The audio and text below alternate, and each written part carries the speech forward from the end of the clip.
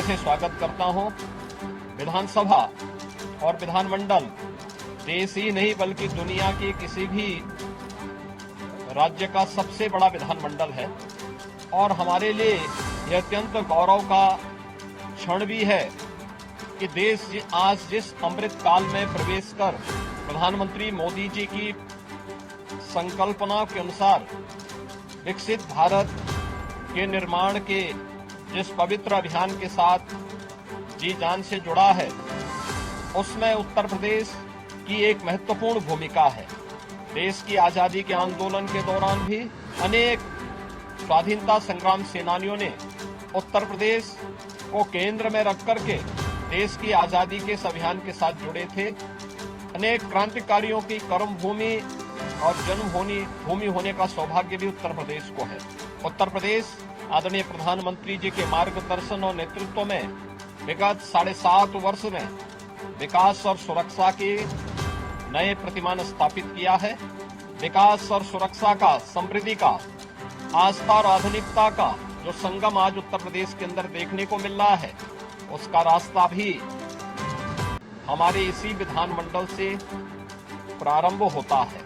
उत्तर प्रदेश विधानमंडल के शीतकालीन सत्र के अवसर पर सरकार उन सभी मुद्दों पर, क्योंकि यहाँ पे विधायी कार्य तो इस सत्र में होंगे ही, विधायी कार्य के साथ साथ अनुपूरक बजट भी इस सत्र में विधानमंडल के सामने आएगा।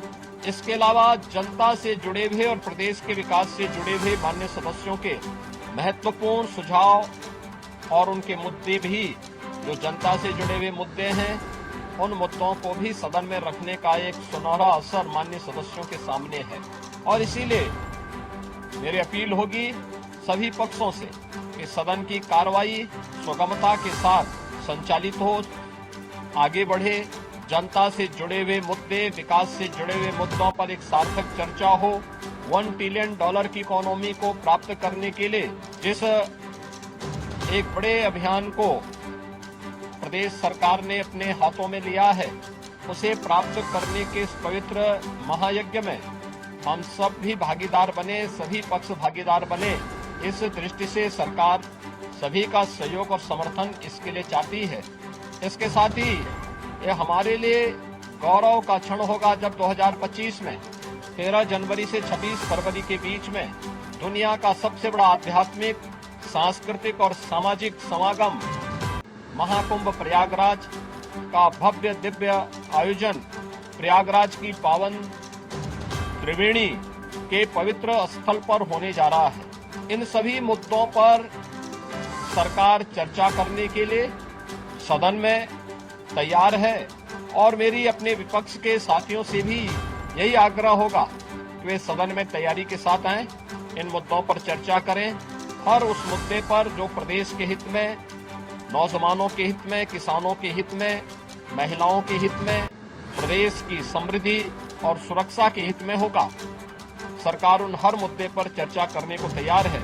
आवश्यकता एक सार्थक बहस का मंच हमारा विधानमंडल बने, इसमें सबके सहयोग की भी अपेक्षा हम लोग रखते हैं।